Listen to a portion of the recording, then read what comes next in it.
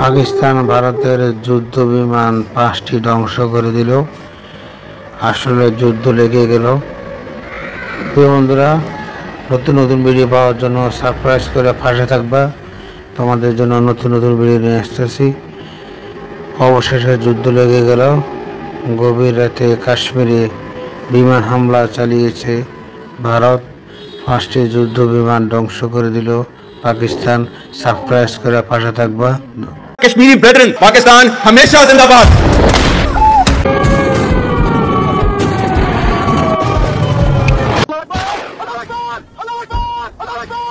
याद रखो, अल्लाह के हाथ में जिंदगी मौत है। तुम मौत का टाइम इधर उधर नहीं कर सकते।